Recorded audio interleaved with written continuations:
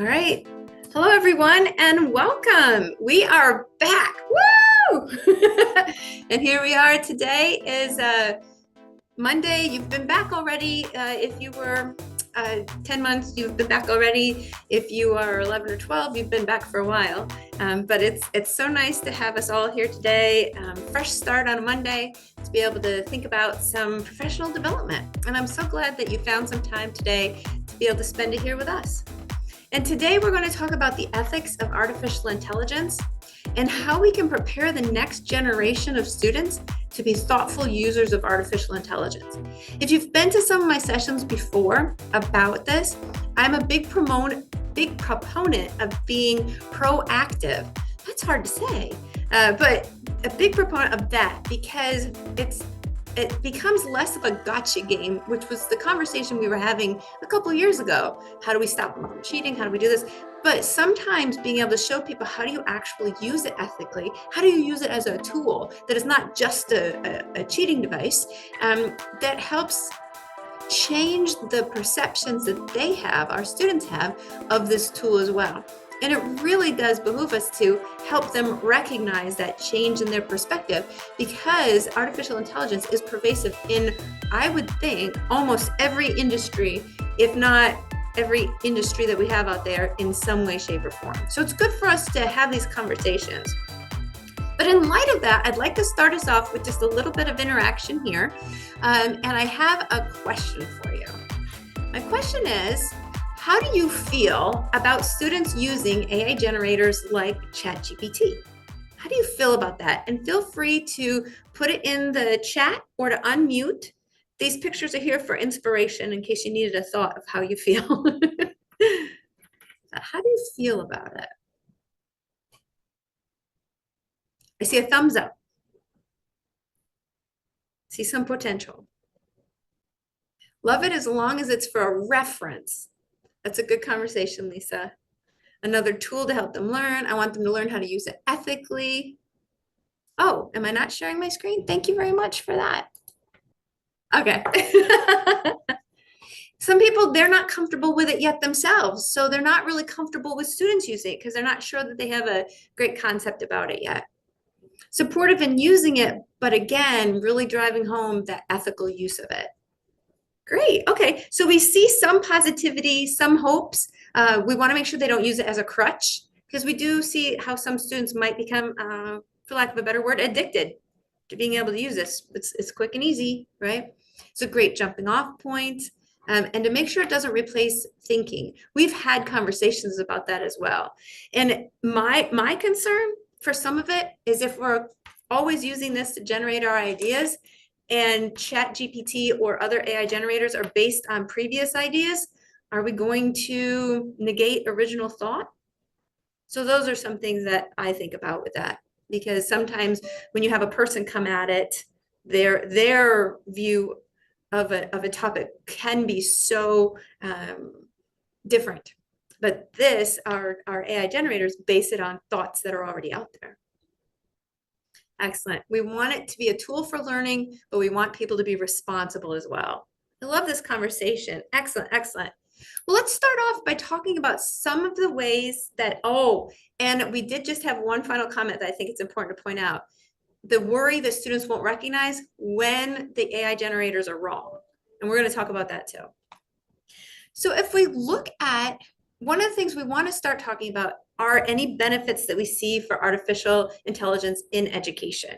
And we just talked about some of the things that we think could be positive. We talked about some of our fears. Let's focus in on the positive things for right now. I like to start things with positive. So there are 3 different ways that you can use it. There are lots more ways, but 3 ways that we'll focus on for right now. One of them is brainstorming. One of them is generating outlines for information, and the other is being able to access information. Let's start with brainstorming ideas. So one of the things that we might find our students have issues with, I know it can be an issue for me, is that blank page paralysis. So here we are, we have to come up with an idea. We're trying to figure out what we could write about, or a new project that we have to work on. For me, a dissertation, things like that. How do we get started? One of the ways that we can use artificial intelligence is to help us with brainstorming ideas. The task might be that college students in a marketing course have to develop a new advertising campaign for a local startup. The students can enter that into a generator like ChatGPT, and it will give them plenty of ideas from which they can grow. But again, as we saw in the chat, some of the concerns are that whatever ChatGPT spits out, the students will say, okay, that's it. And they won't think critically about it, or they won't think creatively about what they're given. But one of the things that we can also help them look at is mind mapping. So for instance, we've seen things that are kind of a narrative like ChatGPT, but maybe our students might think visually, and they think about this web that could be created. You can use tools like MindMeister that could be used, and other types of webbing materials that can help them with generating those ideas. It can help them with topic exploration. If you're doing a writing class, that it might help them think outside of the box to think about other themes that they haven't considered. Maybe there's some question generation. What are some questions that might be asked about a particular topic in nursing or a particular topic in business? AI can help them by thinking about some of those thought-provoking questions, maybe taking a little bit different angle than what they had considered to begin with. And even some problem-solving approaches that tools like ChatGPT can suggest alternative approaches or improvements that students could use as a starting point that they could help develop their ideas. When we're using this, for instance, these tools for brainstorming ideas, one of the things that we're doing is typing in that prompt. I did want to take just a moment to focus in on the prompts. And Jason has a great conversation about this as well. But the more detailed the prompts are, the better the information that we will get from the AI generator. And this is something that we can teach our students as well. So a couple of years ago, I saw prompt engineering jobs. That's what it was called, which could also be person who types in questions. That could be also the name of that job. But they had them for $350,000 a year that you could be a prompt engineer. I don't know that that's sustainable, because now AI is learning how to be able to write its own prompts. So for instance, I asked ChatGPT to write this prompt, and I edited it just a little bit. But this was one about nursing students and being able to create case studies for them in a clinical training workshop. This is a very detailed prompt, but this isn't even big compared to mega prompts or other prompts that have written that are several pages long. And depending upon what tool you're using, for instance, ChatGPT, the free version, you can put a fairly lengthy prompt in there, but ChatGPT 4, the paid version, you can put a book in there. Am I wrong, Jason? Is there anything else there for distinction? Oh, he says that's all right. That's okay. And we might often call those mega prompts, these big prompts. But you can see in here some of the ideas that are in there that I wanted them to use AI, but create a clinical case study, a few of them, that were about a suburban hospital at night. And the patient is presenting with abdominal pain. But I wanted it to create more than one. And I could put a number in there, create 3 case studies, then it would know exactly what to do for me. And it should include diverse patient profiles, such as age, gender, medical history, helping it think about the tests that might be run or think about the treatments that might be used, and aim to create case studies that offer well-rounded training experiences that are varied for these nursing students. You can see that this took some thought to develop it. This wasn't the first prompt that it generated for me either. I kept asking it, okay, now include this, include that, to help get it to this more comprehensive prompt. The interesting thing about something like ChatGPT is it does have a memory for a bit also. You can say, okay, now give me 3 more scenarios, and it can respond to what you've given it. So those are some ideas about the prompts that not only do we need to know so that we can get the information out of it that we want, but if we're asking our nursing students to create these case studies, then helping them recognize all of these points that they put in there and think about it. I'm not the subject matter expert, so I'm sure if I have my nursing people in here, people are looking and going, Laura, you could have made this better with this, this, and this. Well, this is one of the things that we talk about with our nursing students as well. In order to even create one like this, they have to have some kind of knowledge. So they're also demonstrating the conditions that they need to think about, the characteristics of the patients. So we do see some level of assessment in the prompt. Now, for you to also hold students accountable, perhaps you require them to give you a copy of the prompt. Now, just because you pop it back into ChatGPT, it will never create the same exact response. It doesn't do that. But at least you can know the information from which they built their case study. Any thoughts, Kathy, to add to this nursing one at all? Yeah, she said it's all right. It's good enough for an example. The other thing you can do is generate outlines. And you can do it again, looking at the prompt, if it's more descriptive or not. So the first one is create an outline for a presentation on the Black legend in American history. This was something that came from a History 111 course that I was working on. Or the second one is create an outline for a presentation on the Black legend in American history to be given to lawmakers considering reparations, include information that addresses dissenting opinions of the historical events. I actually have both of those for you if you want to see the examples that ChatGPT came up with. I'll pop those into the chat for you so that you can explore them if you'd like to see how it responded to kind of minimal prompt and how it responded to something that was just a little more complete. But again, when we're using this, we can have students do essay and research paper outlines. Or, as this was talking about, a presentation. It'll talk about, okay, here's your PowerPoint. This is what I suggest for slide 1, for slide 2, for slide 3. It'll go through an entire presentation that way for you. It can help with project planning. So for instance, if you have a lesson that you're trying to teach, you should be able to make a copy of it. I saw we need access, but you should be able to make a copy of it. And if you can't, I'll fix it. Don't worry. And then when you look at a project planning outline, you can have it talk about, well, how long, if I have a month to create this project, what should I be doing each day along this project? Or if I have a certain amount of time to be able to create this lesson that I want my students to be able to learn, and I want to be able to teach one day a week, it can help you decide what you need to teach each week. It helps with essay outlines. It helps with creative writing outlines, with business plans. It really makes it nice. All right, okay. So we'll go ahead and look at one more, accessing information.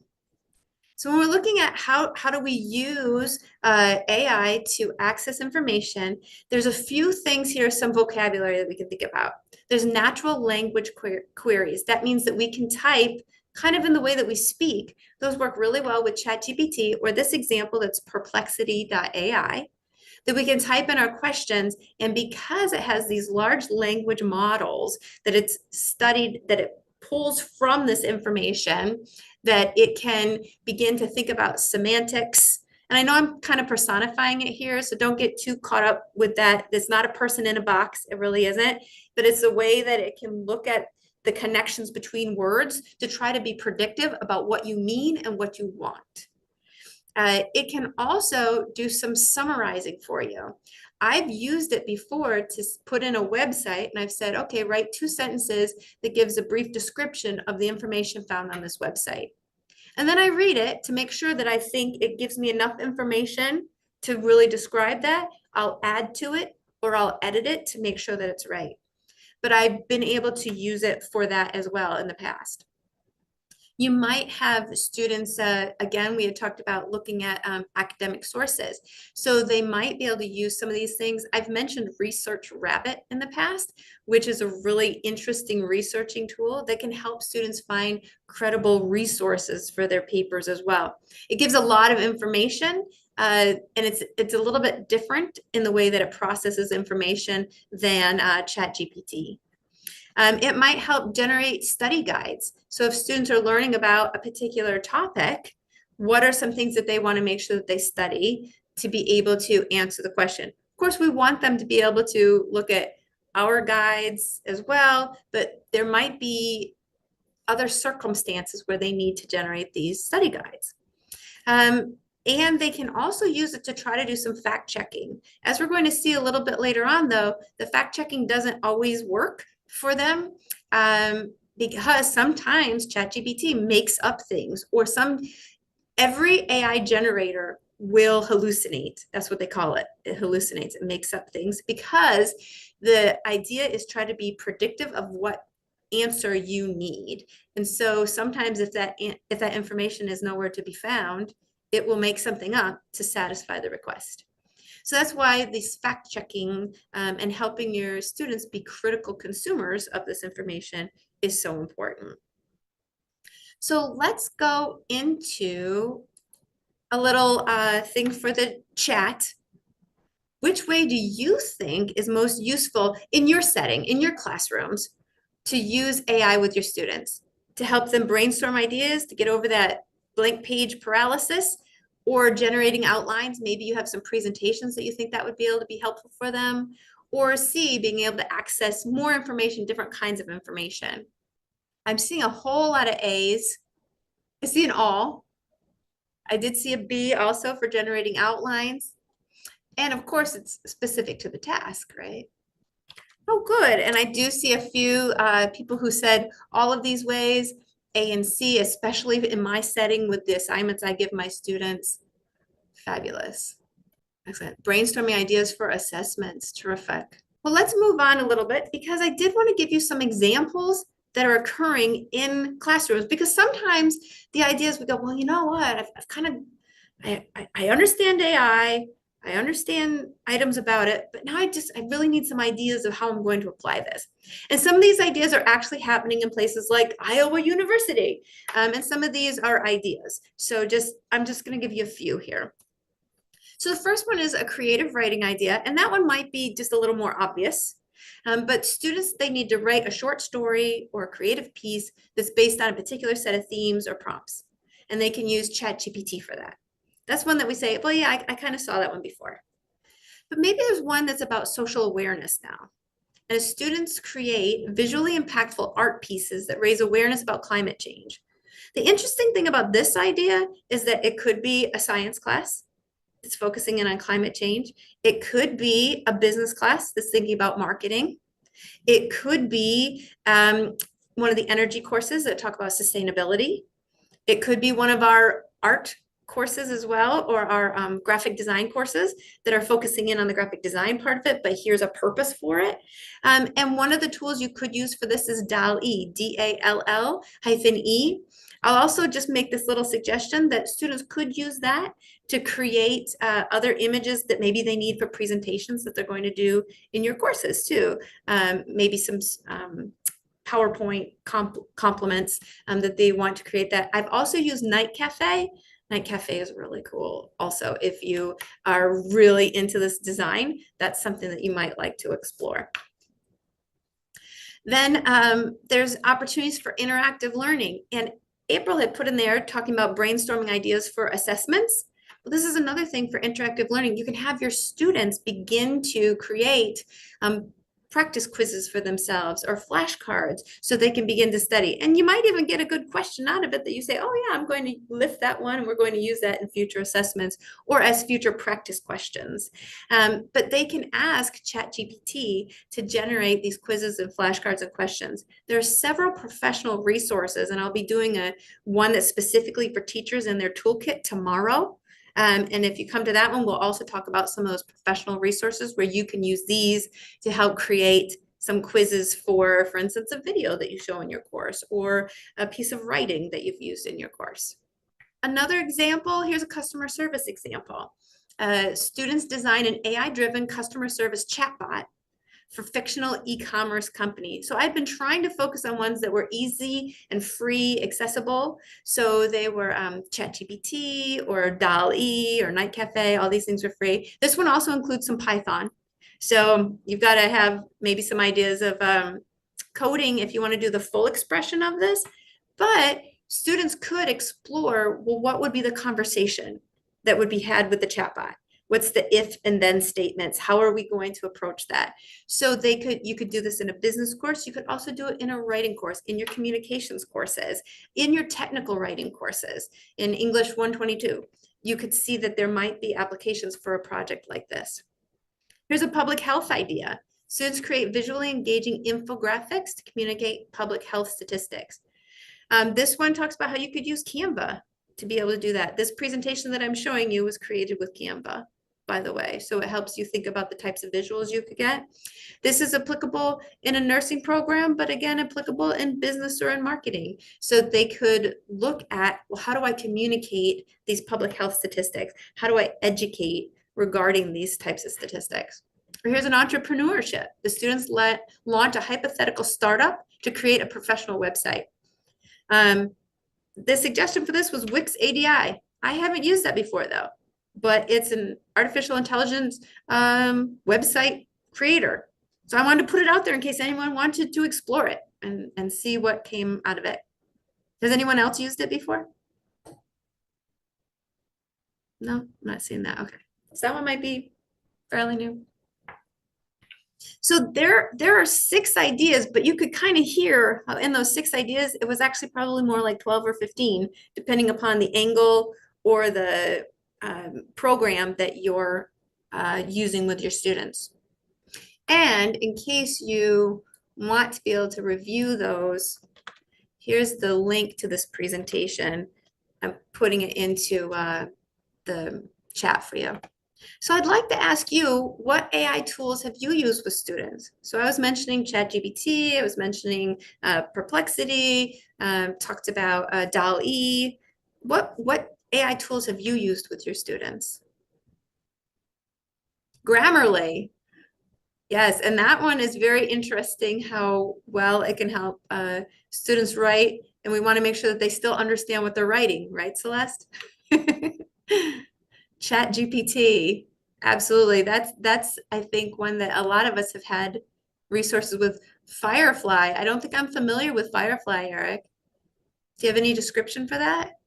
Oh, I've heard of it. Adobe. Okay. I haven't used it much though. Oh, Tom, what's Eduade?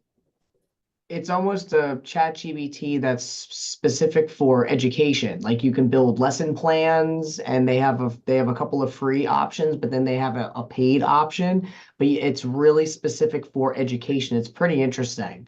Fabulous. Now you can also save this chat. Anybody can save the chat if they like, so they can keep all these ideas as well.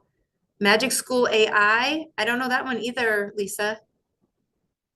Makes me think about when I was teaching 3rd graders though, and Magic School Bus and things It like does. that. It is a little bit Magic School Bus-ish. I didn't love it, but it has a ton of options. You know, somebody might actually be able to click through it. There are many different things that it'll walk you through.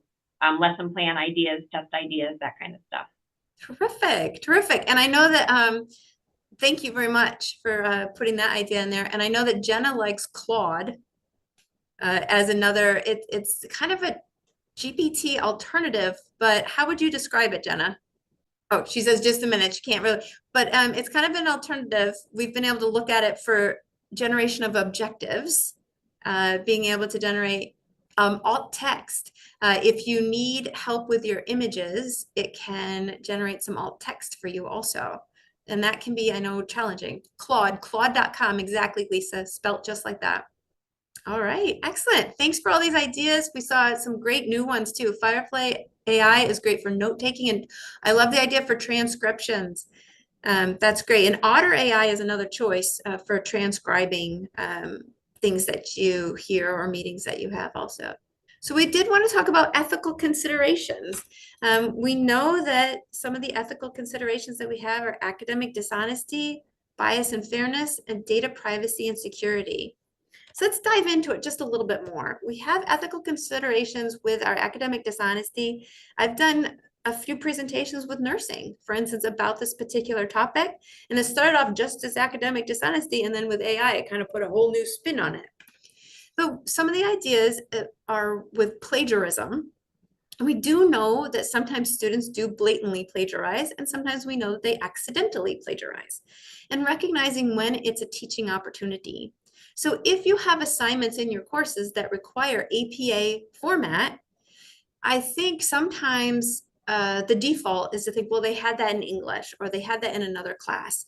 Maybe I'm not teaching it specifically in my course.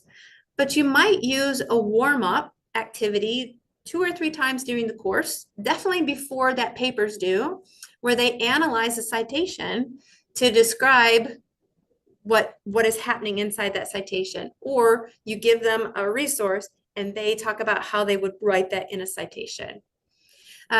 Giving them just those little mini lessons. There's a lot of research that supports that.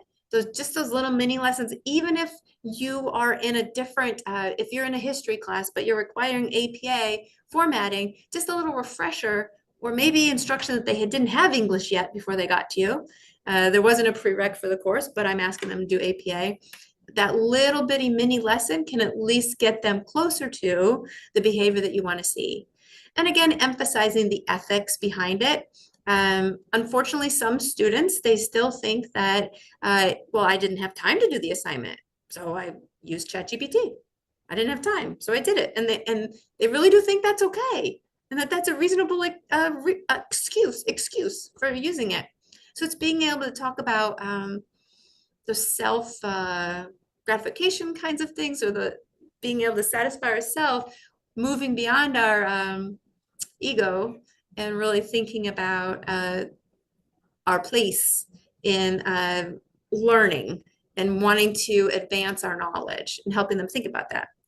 The other issue with AI is a misrepresentation of skills. So I know that I've had conversations with some instructors who said, yeah, they produced this paper and it's like they went to Harvard, the way that the voice in the paper, the words, the vocabulary that they use.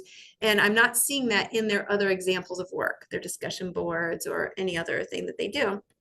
So it's recognizing that helping to emphasize for students that it's a learning aid. We can also develop some authentic assessments, and maybe even we have a couple of those in our course, but those are the ones that are not as ChatGPT-able, if that's a word. It might have become a word now, I don't know. But being able, so the students can actually represent what they know. And that doesn't always mean a blue book. I don't know, maybe I'm showing my age now, think about a blue book, but it doesn't always mean a handwritten assessment, because we also have to think about accessibility for that as well. But it's recognizing different ways that students could express their understanding. And that fairness in assessment, so clear guidelines for using AI. But if we let students use it, we have to make sure there's equitable access to those tools. So it's not only the students who can do it, but it's available to all of our students, and that they have some idea of how to do it. Other ethical considerations are bias and fairness. Now, Kathy has probably seen this one before. My other nursing people have seen something like this before, because when I did academic dishonesty before, academic integrity before, and we were talking about AI in education, the nurse on the left, I had merely put into Canva, its image generator, a nurse with a computer. And it generated for me kind of this old-timey looking nurse with the hat on her head, kind of an old-timey computer too.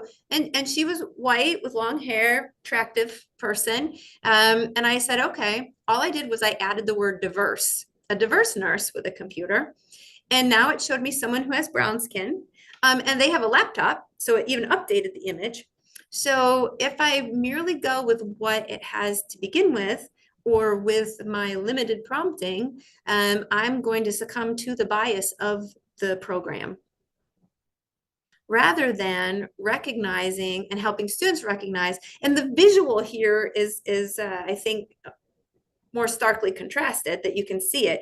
Whereas if we want to think about the writing or the information, we have to be able to read critically what something like ChatGPT gives us, to recognize, okay, well, this sounds a little biased to me, or this is only talking about suburbia. It's not talking about what the relationship might be in an urban setting, or what it might be in another country, or what it might be in an Eastern culture.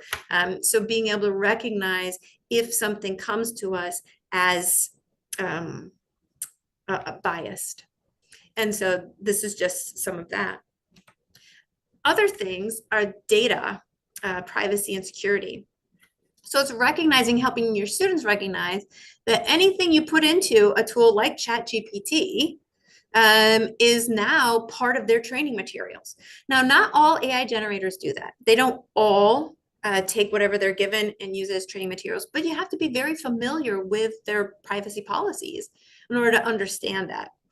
So if your students are popping in their paper and asking ChatGPT what it thinks about, or asking it to analyze their voice so now it can create papers that write like them, then they are giving of themselves to this training base. And there are concerns about that. If we as educators pop a paper in there and say, hey, was this written by artificial intelligence? We've now just taken their paper and put it into a training base, depending upon what tool we're using.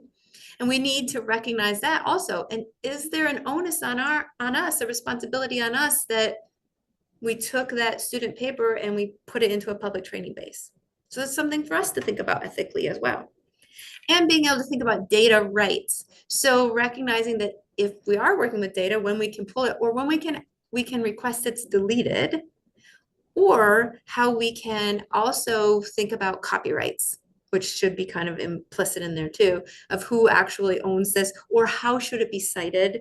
APA actually has a process for citing AI generated material, and recognizing, however, it's not the whole paper and yay, here, as long as I cited it is okay. It's not like that. It's still reasonable use. Are there thoughts about this that anyone can add? Because I do have a question for you. What are your greatest, and we kind of talked about this at the beginning, if anyone has something that they'd like to add, what are your greatest ethical concerns regarding artificial intelligence? Students don't learn. They rely on the tool and they're not relying on how they're processing the information. Did you want to expand on that? We have Lisa and Celeste, they agree. Did either one of you want to expand on it? Go ahead, Lisa. I mean, I put that in there just because I feel like a lot of students are using it as an instead of me doing the work, instead of me doing the thinking, instead of me struggling and taking time. It's a shortcut, you know, and so my fear, I teach language, and my fear is that they're not going to learn the language. Mm-hmm. Why should they? Mm-hmm. And so that's the concern that I have, and it goes for all of us, for every person who graduates from this college. Are they learning? When I'm in the hospital, are the nurses there? Did they learn? Yeah. You know, when my house is being designed, did they learn? You know, that's my concern. And I see those are really good points. And I think I saw something, it was a spoof video, but it was someone who had gone to a doctor and they had been in class together. He says, I know that you got your degree with ChatGPT. And the guy's like, oh, no. He goes, you really know what you're doing? He goes, oh, yeah. And he starts reading off all this beautiful language. He starts talking about this. Then he sees that he has a laptop open and he totally ChatGPT'd their conversation. And I know that's taken it to an extreme, but you make some really good points. And we even saw that Kathleen had pointed out that if they use it for a prompt and if they use it for an outline, how do we say, but you can't use it for the paper? I mean, we can, but how easy is it for them to pull back and say, you know? I love it that Jason does point out the same arguments were made when the internet came out too, because we can Google it. The difference is, I think this one, because it creates that language, then a narrative, it can create by paragraphs, whereas Google, we still had to process it a little bit more.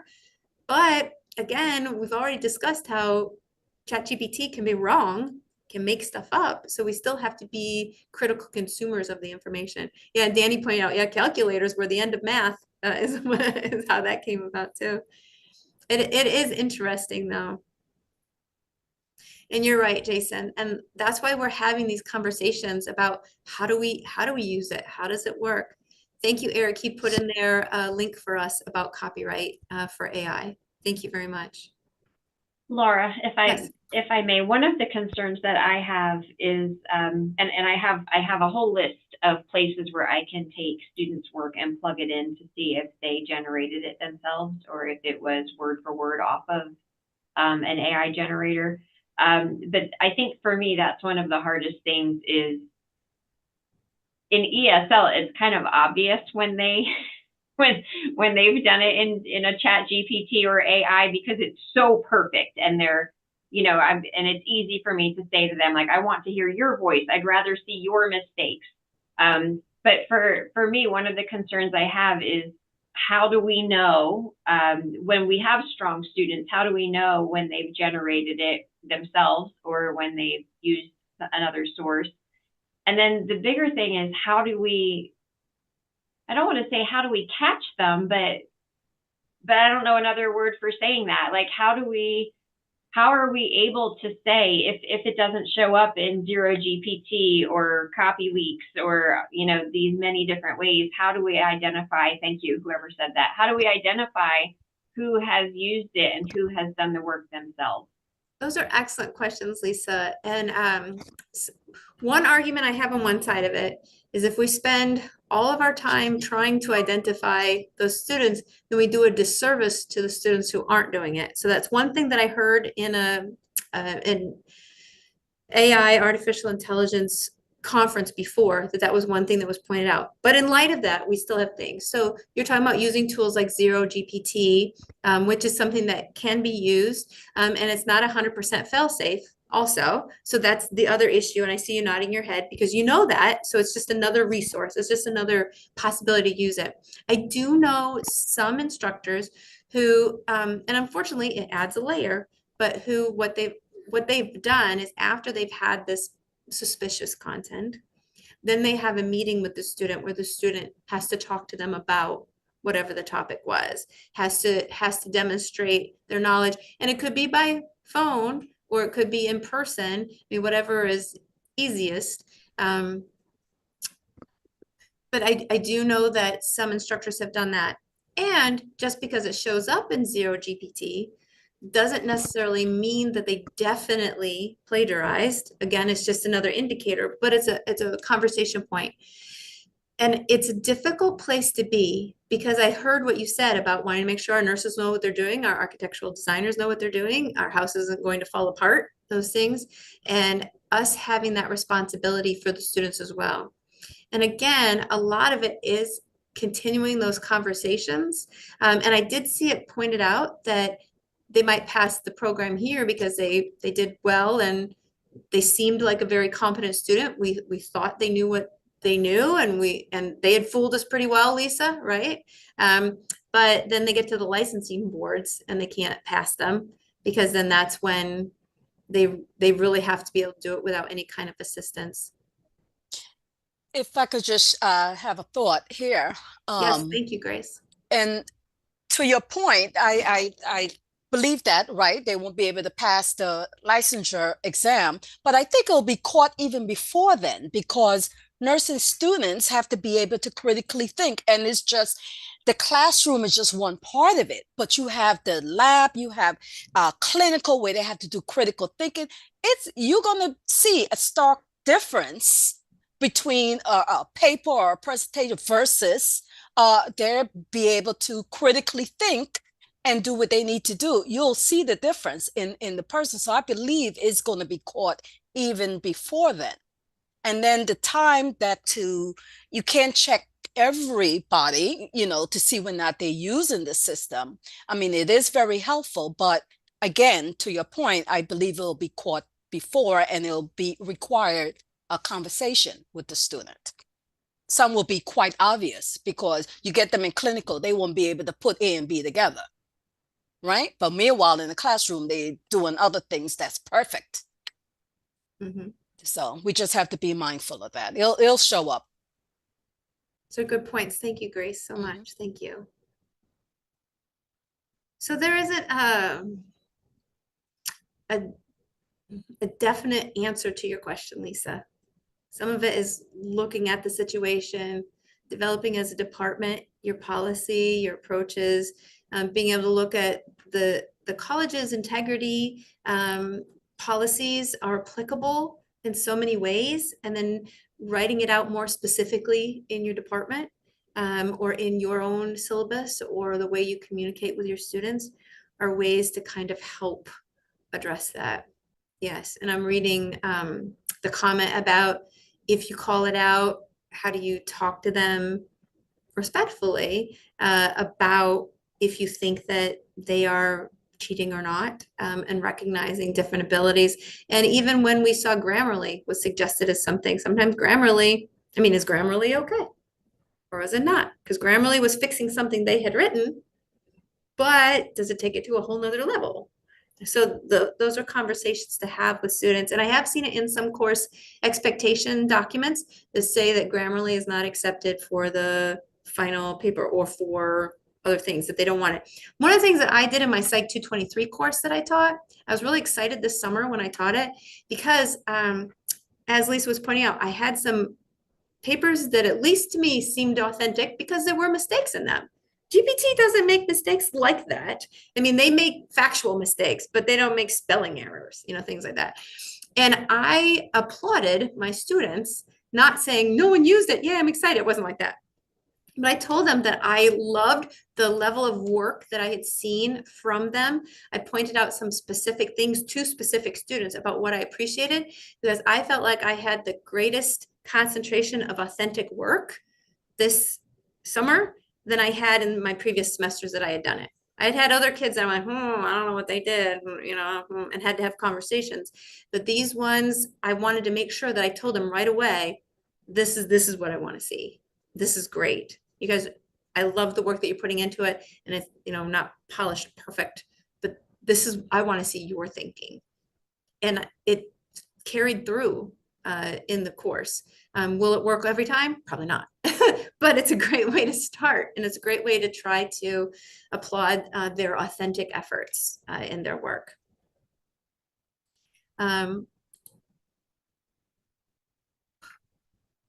be able to wrap up also, I do have a question for us here that I do want to know from our conversation, 45-minute conversation, right? Have your feelings changed just a little bit about students using AI generators? And it can mean, yeah, you're saying, well, I can see some more purpose for it now, or maybe you say, oh, I'm a little more afraid now than I was before. I'm not sure which, but do you feel a difference at all in this brief little time that we've had together? Ah, good. Okay, we found some purpose. Maybe some people have been able to change their thinking, see some supportive ways in being able to use AI. Maybe we demystified it just a little. I believe you still need the knowledge. In order for it to work effectively, you have to come with the knowledge so that you'll know, to this whole presentation point, you have to know whether or not the information you're receiving is appropriate, and how you're going to tweak it and fix it. You have to have that knowledge already. Excellent. And hopefully these conversations are helping us as the instructors have those thoughts, so that we can have those conversations with our students to help them recognize, okay, you still need some understanding, or else it's not going to, what you create doesn't matter if you don't have some understanding for it. Oh, Grace, look at that. You've got cheerleaders in the chat. Look at that. So does Tom. Excellent. And if given positive examples, students can find uses instead of just doing the work for them. That's kind of that proactive side of it. If you would like to continue this conversation at all, here is my contact information here. Thank you, everyone. Thank you so much for coming. And again, if you want to continue the conversation, reach out to me.